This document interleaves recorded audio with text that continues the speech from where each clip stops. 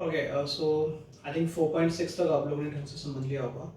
अब जो हमें टॉपिक पढ़ना है वो है आपका 4.2 properties of determinant. Very important topic.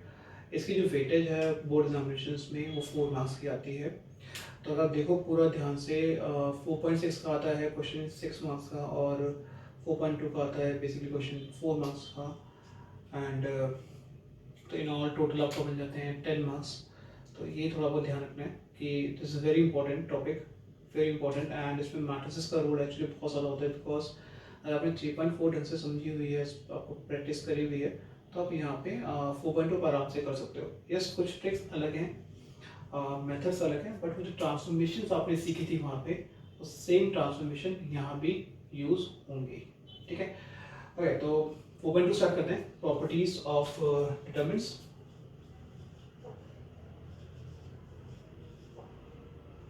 ठीक है, एक्सरसाइज 4.2। ओके, बात ये करते हैं कि हमें 4.2 यानी कि प्रॉपर्टीज और डिटरमिनेंट की ज़रूरत क्यों है, क्या रीज़न है 4.2 पढ़ने का। सबसे पहला रीज़न है 4.2 पढ़ने का कि इससे डिटरमिनेंट की जो वैल्यू है बहुत ईजिली हम फाइंड कर सकते हैं। जो हम पढ़ेंगे क्वेश्चन, तो उसमें डिटरमिनेंट की जो वैल्यू निकालेंगे तो वो एक नंबर फॉर्म में नहीं निकालेंगे, हम फैक्टर्स फॉर्म में निकालेंगे। तो फैक्टर्स फॉर्म में डिटरमिनेंट की वैल्यू अगर आप निकालते हो तो वो आपको आराम से इसके थ्रू सॉल्व कर सकते हो। Okay. Let's start it 4.2. Before we start 4.2's question, कुछ बेसिक रूल्स हैं 4.2 के, आज उसको डिस्कस करेंगे। इस क्लास में हम उनको डिस्कस करेंगे। नेक्स्ट क्लास के अंदर हम 4.2 के बेसिकली क्वेश्चंस की हम बात करेंगे। पर उससे पहले कुछ छोटी सी आइडेंटिटीज हैं वो हमें देखनी है, like a square minus b square का फॉर्मूला, ये हम रिकॉल कर लेते हैं, which is a minus b and a plus B.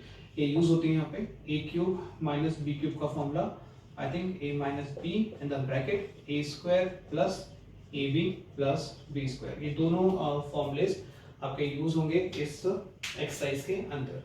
ठीक है, तो इन पे हमें ध्यान रखना है, इन क्वेश्चन पे हमें ध्यान देना है।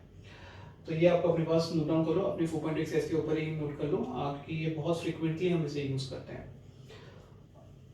फर्स्ट रूल या फर्स्ट प्रॉपर्टी ये कहती है, मैं रूल लिख रहा हूँ, आप प्रॉपर्टी भी कह सकते हो, और जो भी प्रॉपर्टी मैं यहाँ पे रोज के लिए बोलूंगा सेम एप्लीकेबल होगी कॉलम्स के लिए भी। ठीक है, सो लेट्स से अगर कोई भी एक रो जीरो हो जाती है, कंप्लीट जीरो हो जाती है,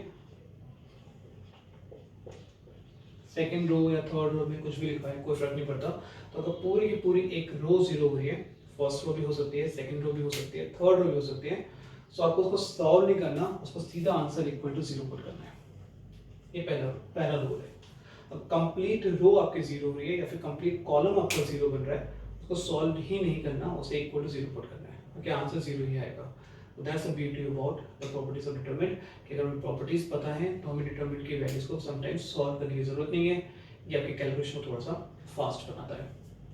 सेकंड रूल की जब हम बात करें, ये थोड़ा सा इंपॉर्टेंट है रूल। रूल ये कहता है कि लेट्स से अगर मेरे पास दो रोज हैं तो सेम है, कोई भी दो row, first second, first third, second third, कोई भी दो रो या फिर कोई भी दो कॉलम, ये देखिए इंपॉर्टेंट यहाँ पे ये चीज है, कोई भी दो रो या कोई भी दो कॉलम्स,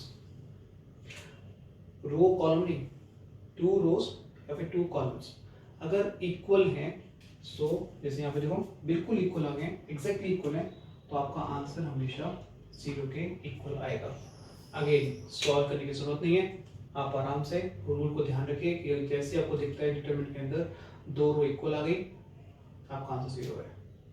इसको कॉलम में भी देख लेते हैं ना, कॉलम में भी कैसे होगा। लेट्स से मैं कॉलम की अगर बात करूं 1 1 1 कुछ ऐसे कर लेते हैं, लेट्स से, तब भी आंसर मेरा जीरो है।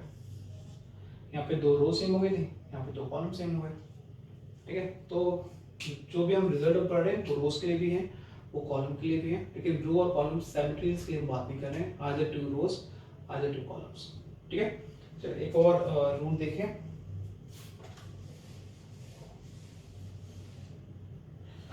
कॉमन निकालना, अगर हमें कॉमन निकालना है तो हम कैसे निकालते हैं, जैसे कि ये तो कहीं नहीं चल रहा, लेट्स से मैंने यहाँ लिखा है a square b square c square a b, let's say a सी, मैंने भी यहाँ पे ए बी लिख दिया, ए सी, और यहाँ पे लेट्स से बी ऑफ सी कर लेते हैं, राइट।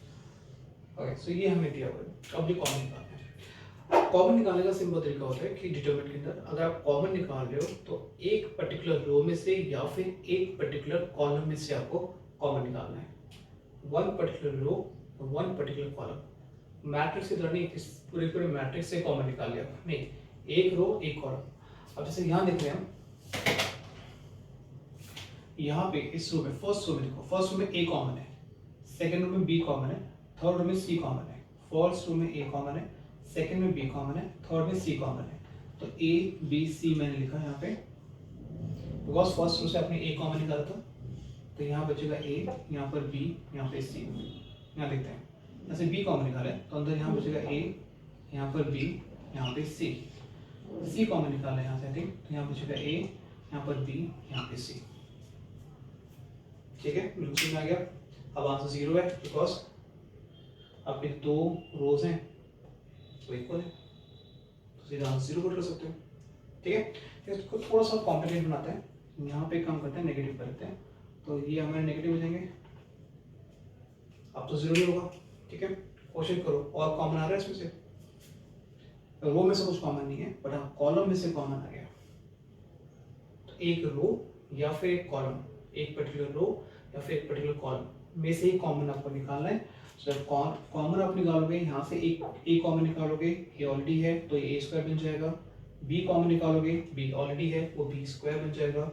सी कॉमन निकालोगे, सी ऑलरेडी है तो वो आपका सी स्क्वायर बन जाएगा। सो ए square b square c square -1 1 1 1 -1 1 1 1 -1। फिर आप इसको सॉल्व कर सकते हो, get the value of determinant. Clear? तो रूल क्लियर हो गया। कॉमन कैसे निकालते हैं, दो रोज अगर सेम है आंसर 0 होगा, पूरी रो अगर 0 है आंसर 0 होगा।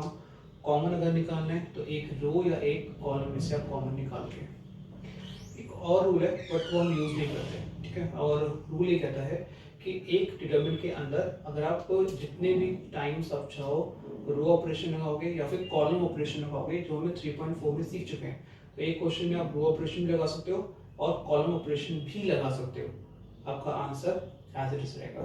ये जो प्रॉपर्टी जब हम क्वेश्चंस करेंगे तो मैं आपको क्लियर करूंगा। ठीक है, तो अभी इन रूल को ध्यान से समझो, ध्यान से करो, इनकी प्रैक्टिस करो, दिमाग में बिठाओ। नेक्स्ट क्लास के अंदर इसे बेस क्वेश्चंस ट्राई करेंगे। थैंक यू बेटा।